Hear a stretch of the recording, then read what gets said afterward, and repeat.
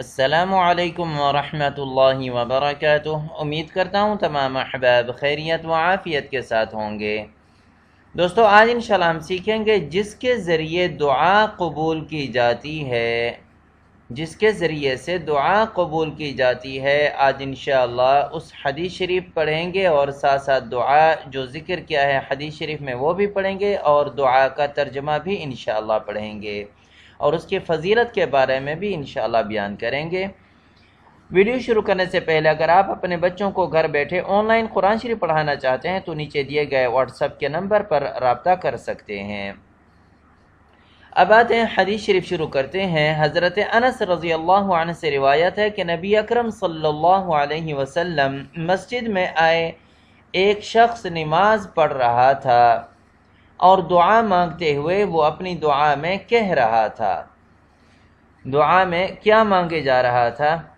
اللہم انی اسألک بأن لک الحمد لا الہ الا انت لا الہ الا انت وحدک لا شریک لک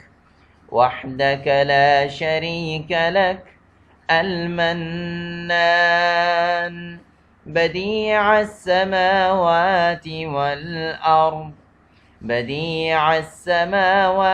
والارض ذو الجلال والاکرام۔ ایک دفعہ پھر دعا پڑھتے ہیں۔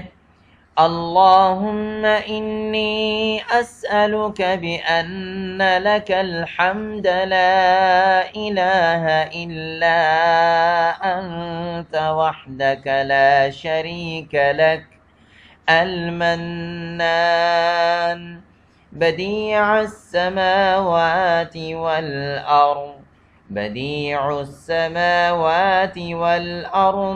ذو الجلال والاکرام۔ اب آتے ہیں دعا کے ترجمے کی طرف۔ اے اللہ، میں تجھ سے سوال کرتا ہوں کیونکہ تیری ہی لیے حمد ہے، تیرے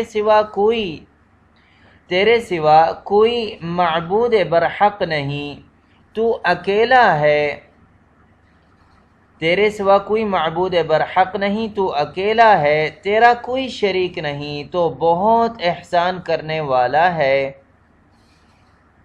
آسمانوں اور زمین کو بغیر مثال کے پیدا کرنے والا ہے، جلال اور عظمت والا ہے۔ اب آتے ہیں فضیلت کی طرف۔ تو نبی اکرم صلی اللہ علیہ وسلم نے فرمایا، کیا تم جانتے ہو کہ اس نے کس چیز سے دعا کی ہے؟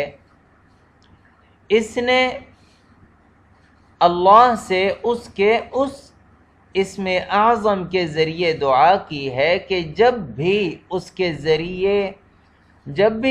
ذریعے دعا کی جائے گی اللہ اسے قبول کر لے گا، اور جب بھی اس کے ذریعہ کوئی بھی چیز مانگی جائے گی اسے عطا فرما دے گا۔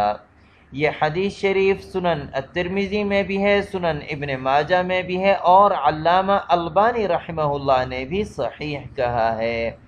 امید ہے دوستو آج کا ویڈیو پسند آ گئی ہوگی۔ اس ویڈیو کو لائک بھی کیجیے گا اور شیئر بھی کیجیے گا اور چینل سبسکرائب کرنا نہ بھولیے گا۔ آئندہ ویڈیو تک اجازت، والسلام علیکم ورحمۃ اللہ وبرکاتہ۔